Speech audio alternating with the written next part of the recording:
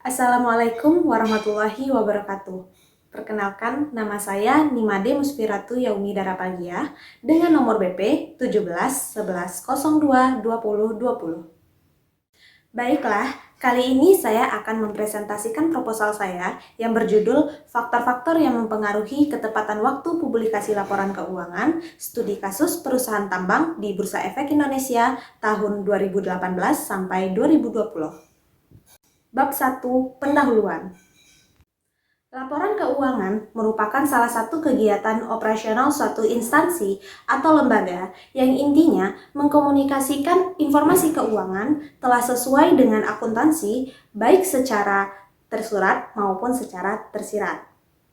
Tujuannya adalah untuk menyediakan informasi yang menyangkut tentang kinerja dan perubahan posisi keuangan yang mana nanti bermanfaat bagi para pengambil keputusan ekonomi. Laporan keuangan yang disajikan secara berkualitas itu akan meningkatkan nilai kepercayaan publik terhadap perusahaan tersebut. Nah, salah satu karakteristik yang menggambarkan bahwasanya laporan keuangan tersebut telah disajikan secara berkualitas adalah ketepatan waktu atau timelines. Kewajiban perusahaan untuk menyampaikan laporan keuangannya telah diatur dalam Undang-Undang Nomor 8 Tahun 1995 Pasal 86 tentang pasar modal. Selain itu, juga telah diatur dalam Keputusan Ketua Bapepam dan LK Nomor 431/BL/2012 tentang penyampaian laporan keuangan oleh emiten. Peraturan ini berisi pihak terkait mewajibkan seluruh perusahaan atau emiten untuk menyampaikan laporan keuangannya selambat-lambatnya pada akhir bulan keempat setelah tutup buku pada akhir periode pembukuan. Faktor-faktor yang mempengaruhi ketepatan waktu publikasi laporan keuangan terbagi menjadi dua, yaitu faktor dari dalam perusahaan dan faktor dari luar perusahaan. Faktor dari dalam perusahaan seperti profitabilitas dan solvabilitas, sedangkan faktor dari luar perusahaan seperti reputasi KAP, opini auditor, dan pergantian KAP.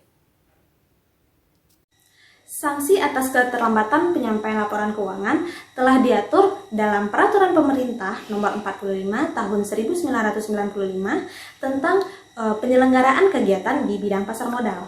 Nah, pada pasal 63E mengatakan bahwasanya emiten yang pendaftarannya telah efektif akan dikenakan sanksi sebesar Rp1.000.000 atas setiap hari keterlambatannya dan maksimal denda yaitu Rp500.000.000.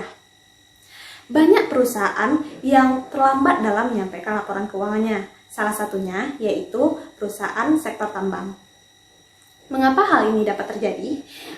Salah satu faktornya yaitu karena kerugian.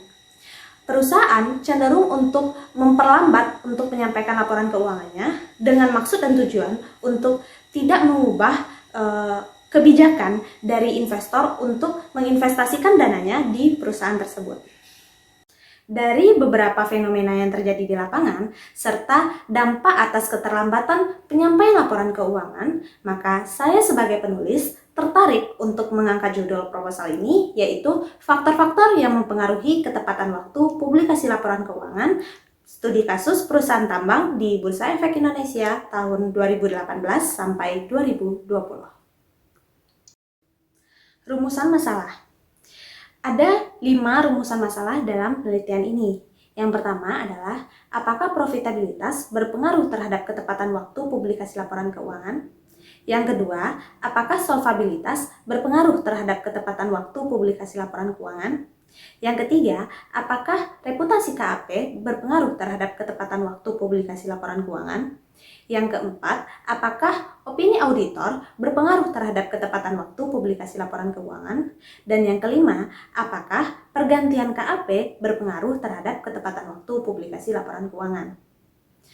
Tujuan dari penelitian ini adalah untuk menemukan jawaban-jawaban atas semua rumusan masalah yang ada. Manfaat dari penelitian ini dapat kita lihat dari 3 sisi. Yang pertama, dari sisi si peneliti. Yang kedua, dari sisi praktisi seperti manajemen perusahaan, investor, atau kreditor. Yang ketiga, kita dapat melihat dari sisi akademisi dan peneliti lain. Sistematika penulisan dalam penelitian ini sangat berguna untuk menuntun dalam pembuatan proposal agar tercipta sebaik dan benar. Bab 2, tinjauan pustaka. Nah, landasan teori dalam penelitian ini ada dua, yaitu teori keagenan dan yang kedua yaitu teori kepatuhan. Teori keagenan merupakan suatu hubungan kontrak antara seseorang atau beberapa orang yang bertindak sebagai prinsipal dengan memerintahkan orang lain yang bertindak sebagai agen untuk melakukan suatu jasa atas nama si prinsipal dan memberikan wewenang kepada si agen untuk melakukan atau memberikan suatu keputusan yang terbaik bagi si prinsipal. Yang kedua, teori kepatuhan, di mana ini berfungsi untuk melihat sejauh mana si prinsipal mampu mempertahankan hubungannya dengan si pemegang saham dengan cara memberikan atau melaporkan laporan keuangannya secara tepat waktu. Pada tinjauan pustaka, kita juga dapat melihat mengenai laporan keuangan, ketepatan waktu pelaporan, serta faktor-faktor yang mempengaruhi ketepatan waktu publikasi laporan keuangan. Nah, di sini kita dapat melihat beberapa literatur review, yaitu ada sekitar 10 literatur, di mana umumnya mereka mengambil perusahaan manufaktur. Kemudian juga umumnya menggunakan regresi logistik untuk metode penelitiannya dengan hasil penelitian yang bervariasi. Bab 3, metode penelitian. Jenis penelitian ini adalah penelitian kuantitatif yang tergolong asosiatif. Data yang digunakan adalah data sekunder berupa laporan keuangan yang listing di Bursa Efek Indonesia. Populasi yang digunakan dalam penelitian ini adalah seluruh emiten perusahaan tambang yang terdaftar di Bursa Efek Indonesia tahun 2018 sampai 2020. Sedangkan teknik pengambilan sampelnya yaitu menggunakan teknik purposive sampling dengan beberapa kriteria. Nah, beberapa kriterianya sebagai berikut. Yang pertama, perusahaan jenis tambang yang go public yang terdaftar di Bursa Efek Indonesia pada tahun 2018 sampai 2020.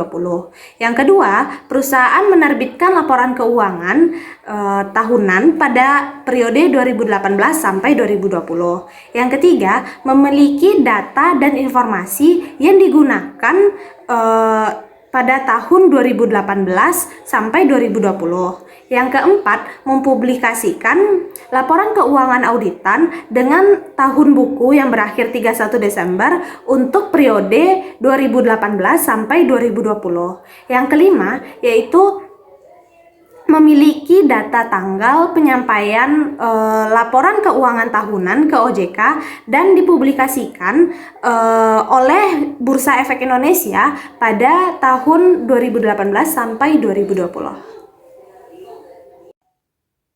Nah, selanjutnya yaitu variabel operasional. Di sini terdiri dari dua, yaitu variabel dependen dan variabel independen.